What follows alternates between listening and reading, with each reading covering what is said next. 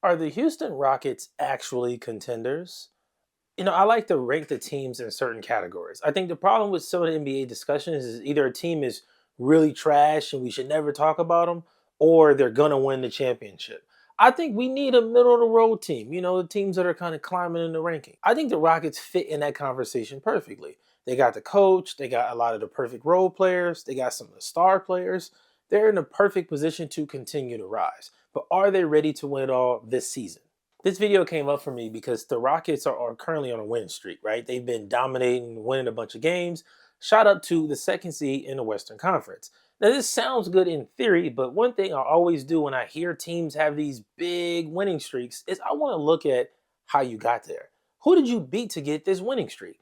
If you just went out there and beat the bottom of the conference, it's not impressive. It doesn't move me because that's what you're supposed to do. Right now, this isn't me saying they can change who they play or that the wins don't matter. They do. I'm just saying that if you go on a win streak and you win 9 games and only two of those teams are even playoff teams, I'm not putting the contender conversation based on that. And I think the Rockets' latest winning streak is kind of fraudulent in that sense. In that time frame, they were beating teams like the Pelicans. They did beat the Magic, who I think in the playoffs, sure. They beat Phoenix. I think the Bulls. Like it's a lot of teams who we just won't even see in the playoffs. So I don't give them a bunch of credit. But again, they are in building mode. I think that they're a couple pieces away from taking that leap to really being a contender.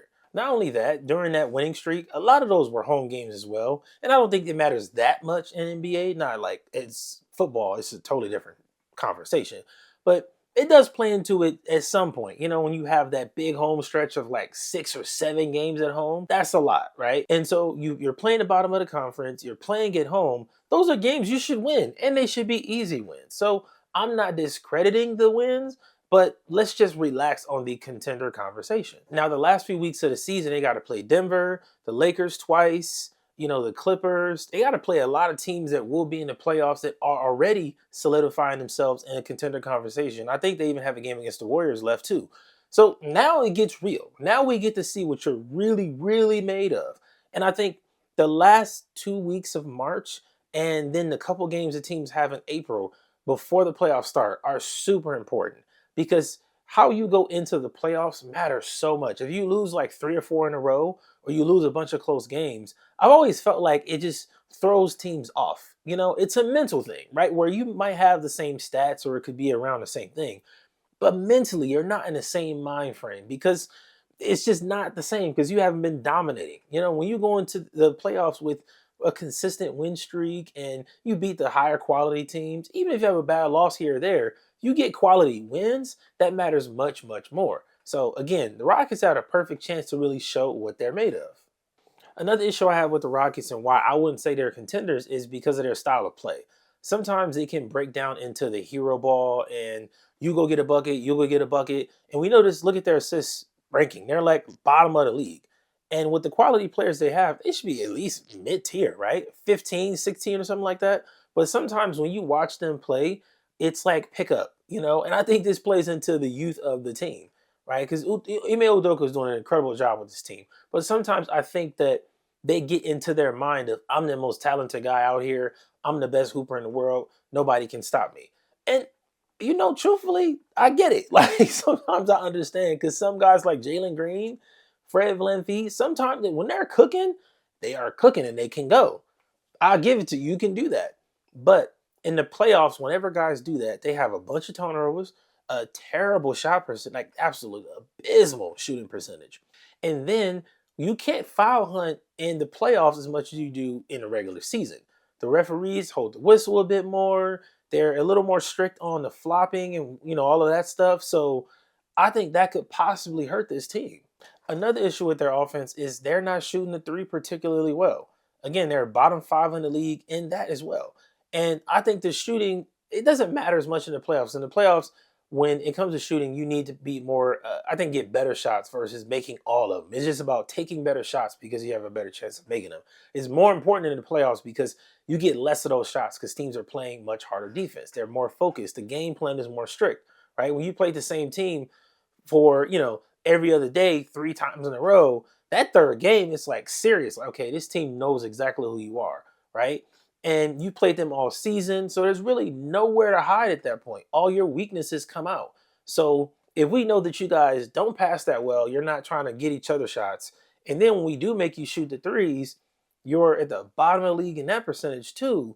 It's like, okay, I know I can do whatever I want to shut you down, right? I can make you play good offense. And if I'm just strict and don't give up dunks and fast break points, you can stop the Rockets. That's the way you stop them. Now, one thing that makes me hesitant about the Rockets is their defense is actually really good.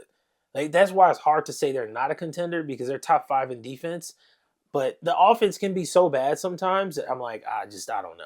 Like I watched the game earlier this season when they were playing the Suns, and against the Suns, we know the Suns haven't been good all year. Sometimes they were just out there looking lost on offense. But on defense, they're clamping up. They're shutting guys down. I'm like, how do you use your defense this good and then your offense is bad? Usually it's swapped. But again, we know the old adage that defense wins championships, right? So if you got the third best defensive rating going into the playoffs, it's hard to say that they'll be out in the first round. I don't see that happening. But again, it's like when the offense is that bad, because when you get to the playoffs, things slow down even more, right? I can't think of the number right now. I don't have it in front of me, but the possessions slow down a lot more. It's just a different type of game. And the way their offense is now, I don't know if they can just get to the playoffs and flip a switch and now the offense is really good. Like right now, they're relying on fast breaks and all of that stuff. And when you get in the playoffs and it slows down, you got to take better shots. Like I don't know if the defense is enough to save you at that point. Now they are dominant in terms of rebounding. That's another thing that has me hesitant is they can go out there and rebound. And that's I think because of their activity on defense. Those two things really tie well together. You know, if you play really good defense, you usually are good at rebounding. Because part of what makes your defense so good is teams are getting one shot up against you versus multiple second chance options and they're getting offensive rebounds. The Rockets not giving up a lot of those. Like they're out there rebounding heavily. Even on offense, they rebound very well. And so again, those are the main reasons why I'm like, they could still be a contender to possibly win it this year. But I think the youth is going to be the thing that holds them back. Like their coach has kind of drugged them through the season to make them perform a lot better. Like they're overperforming in terms of what they have on their roster. I don't know if that'll be enough in the playoffs though.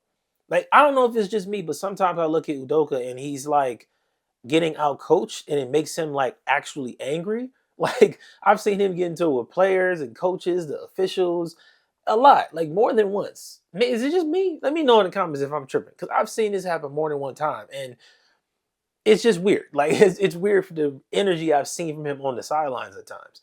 I think now with NBA where it is today, the structure and the strategies that go into game plans now, I think it's getting more and more sophisticated. And Udoka did a really good job with Boston. He's done a good job with this team so far. But in my head, I'm thinking in the playoffs, we're going to have a moment, and I'm going to put this out there now. We're going to have a time where Houston has a timeout or whatever. You know, those intense moments in games where you're down 3 or down 4, it's 30 seconds left. Udoka calls a timeout, draws up a play.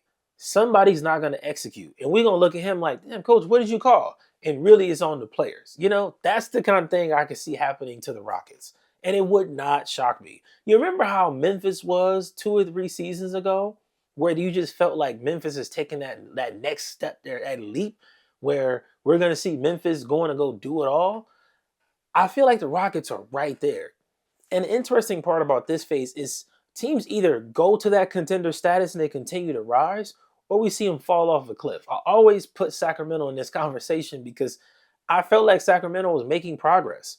They had De'Aaron Fox, Sabonis, like they were going in the right direction, and then it all just fell apart. And I think Houston is on that same track in the building category right now. So I don't think Houston Rockets are contenders just yet, but I think they're on the right path. They could get a couple games off of the contenders in the conference come playoff time, but I don't think this is a team that's going to win it all this postseason. I just don't see it happening. But let me know what you think down in the comments below. I'm Chris, coach from the couch. I'll see you next time.